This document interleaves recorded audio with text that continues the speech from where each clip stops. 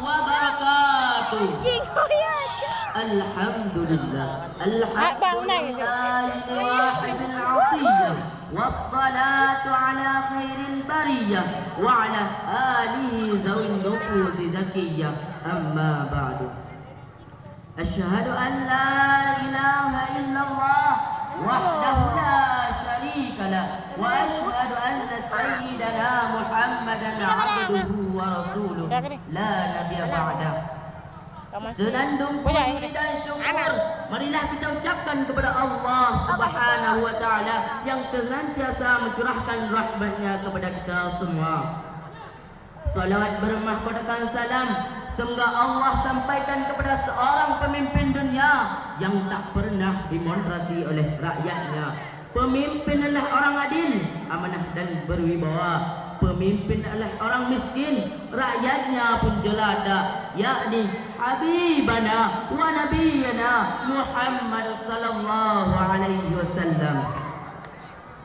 Berikutnya salam sejahtera juga semoga Allah sampaikan kepada keluarganya dan para sahabat-sahabatnya yang dengan sengaja daya apakah berupa moral dan harta mereka tumpahkan untuk membantu para Rasulullah demi tegaknya kalimatul haq, yakni kalimah la ilaha illallah Muhammadar Rasulullah.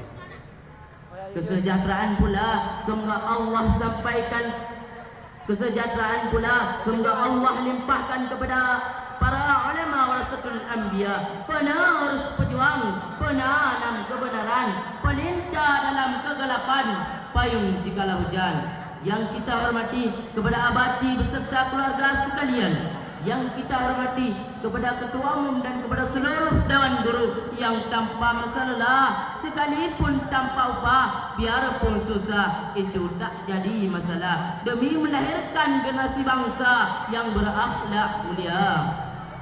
Kehormatan terkhusus kepada guru kita kedua kabilah yang insyaallah kehormatan terkhusus kepada guru kita kedua kabilah yang dengan sentuhan manis daripada tangan beliau insyaallah kabilah kita akan semakin jaya. Dan kehormatan juga kepada seluruh hadirin sidang pendengar yang dirahmati oleh Allah. Dan kehormatan terakhir kepada Tunku Dewan Hakim yang insyaallah akan menghakimi kami dengan seadil-adilnya. Ma'asyiral muslimin wal jumratul mu'minin rahimakumullah. Percaya atau tidak, kejadian-kejadian yang terjadi saat ini disabdakan oleh Nabi Muhammad sallallahu alaihi wasallam beberapa abad yang lalu.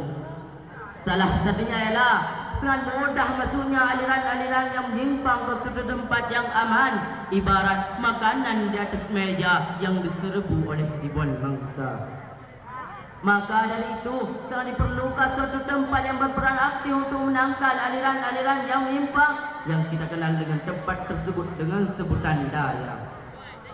Oleh kerana itu pada kesempatan kali ini Al-Fakir ingin mengutarakan satu syarah singkat yang berjudul menjaga peran daya sebagai benteng ahli sunnah.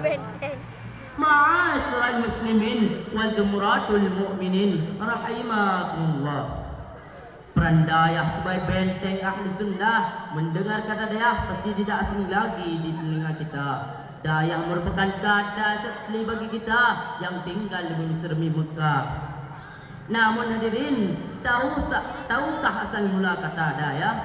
Kata dayah berasal dari bahasa Arab iaitu zawiyah yang artinya sudut atau pojok. Jadi pada masa Rasulullah sallallahu alaihi wasallam sampai sekarang orang yang menuntut ilmu duduknya di pojok-pojok masjid sehingga orang Arab menyebutnya dengan kata zawiyah dan orang kita Aceh mengkelibatkan dari zawiyah menjadi kata dayah.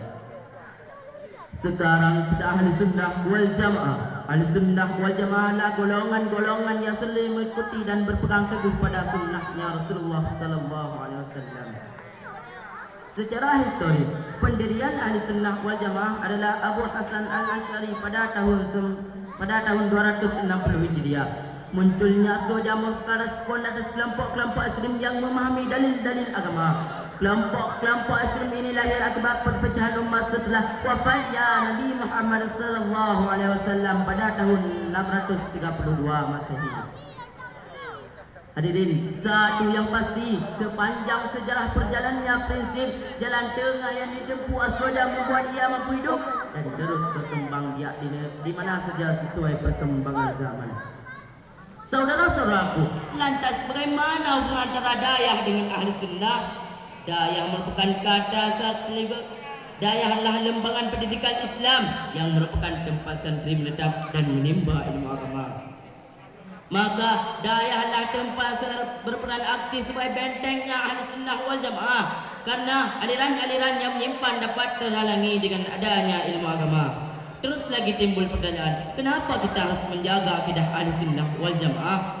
Rasulullah sallallahu alaihi wasallam bersabda, "An Abdullah bin Umar qala Rasulullah sallallahu alaihi wasallam, inni bani Israil tafarraqan ala 80 wa 70 kulluan wa taftariqu ummatan ala 73 wa 70 kulluhum fi narin illa millatan wahidatan." Qala wa man hiya ya Rasulullah? Qala ma ana alaihi wa ashabi. Dari Abdullah bin Umar berkata, Rasulullah sallallahu alaihi wasallam bersabda, sesungguhnya umat Bani Israel akan terpecah menjadi 72 golongan dan umatku akan terpecah menjadi 73 golongan. Kesemuanya akan masuk neraka kecuali satu golongan yang akan selamat. Para sahabat bertanya, siapakah satu golongan yang akan selamat itu wahai Rasulullah? Beliau menjawab, yaitu golongan-golongan yang mengikuti ajaranku dan ajaran para sahabatku. Hadis riwayat At-Tirmidzi nomor hadis ke 2565. Saudara-saudaraku, tugas kita zaman susah adalah menjaga akidah yang sampai mak dukun naik ke permukaan. Islam misi yang pertama adalah membebaskan manusia dari kemusyrikan. 13 tahun Rasulullah berjuang di Mekah, menanamkan akidah dan menguruskan keyakinan berbentuk iman. 13 tahun Rasulullah membebaskan manusia dari berlenggung kemusyrikan dan menanam la ilaha illallah Muhammadar Rasulullah dengan seluruh konsekuensinya. Dan tak berjalan ini semua dengan adanya ilmu agama. Selama ilmu agama masih ada, akidah Ahlussunnah juga akan ada. Namun sebaliknya, bila ilmu agama sudah pudar, bahkan tiada, maka pasti aliran-aliran yang menyimpang sangat mudah masuk bahkan berkembang biak di negeri kita. Ma'asyiral muslimin wal jumhuratul mu'minin rahimakumullah.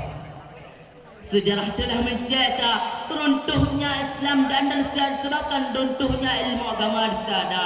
Perkembangan Islam di Eropah bermula dari penaklukan Andalusia di bawah pimpinan Tariq bin Ziyad pada tahun 93 Hijriah atau 711 Masehi. Pada masa itu, masyarakat Andalusia sangatlah cinta dalam ilmu, terlebih ilmu agama. Maka tak heran banyak ulama-ulama besar yang lahir di sana. Salah satunya ialah pengarang kitab Alfiyah. Beliau adalah Muhammad bin Abdullah bin Malik Al-Attar Andalusi. Namun hadirin, seiring berjalannya waktu, Andalusia pun mengalami perubahan, bahkan berada di fase kegelapan atau dedadak. Buktinya, Andalusia mengalami perpecahan umat, adanya kemunafikan, bahkan cinta dunia. Mengapa ini bisa terjadi? Karena runtuhnya ilmu agama. Dengan runtuhnya ilmu agama, runtuh pula Islam, hancurlah Islam. Islam hanya tinggal nama yang dulu pernah menetap di bumi mereka. Maka tak terbalik kemungkinan dengan negeri kita, negeri yang dikenal dengan sebutan Sermi Mekah. Banyak ulama-ulama yang lahir di bumi kita. Dayah tersebar luas di seluruh daerah. Namun identitas ini bisa hilang bila kita sudah lelah menjaga dayah, lengah menjaga ilmu agama, lengah menjaga akidah Ahlussunnah wal Jamaah. Bila ini sudah terjadi, pasti Aceh akan menjadi seperti Indonesia. Ada tidaknya aswaja ke depan tergantung keadaan kita sekarang. Bila kita sekarang sudah lelah menjaga peran dayah, mereka aliran-aliran sesat pasti menetap di bumi kita dan memfonis setiap perbuatan kita salah bahkan bid'ah, sehingga muncullah sebuah postingan dengan caption, kalian ini bagaimana atau kami harus bagaimana. Kami pergi tahlil, kalian bilang itu amalan jahil. Kami baca surat Muldah, kalian bilang itu bid'ah. Lalu kami harus bagaimana? Kami bertawasul dengan baik, kalian bilang kami musyrik. Kami ikut majlis zikir, kalian bilang kami kafir. Salat kekalapan niat, kalian bilang kami sesat. Kami gemar berziarah, kalian bilang kami alat-alat berkah. Kami mengadakan selamatan, kalian bilang kami pemuja setan. Bahkan kami mengadakan maulid, kalian bilang tak ada dalil yang valid. Lalu kami harus bagaimana? Apakah harus kami pakai celana cingkrang agar kalian senang? Apakah harus kami panjangkan jenggot agar dikira berbobot? Apakah harus kami hitamkan jidat agar dikira ahli ijtihad? Apakah harus kami sering berhujat agar dikira hebat? Saudara-saudaraku, yang kita hadapi adalah perang akidah, perang ideologi, perang mempertahankan keyakinan. Yang kalau kita sekarang kita kalah, kita masih beragama, tapi anak kita, cucu kita dan generasi kita yang akan datang, wallahu a'lam bissawab.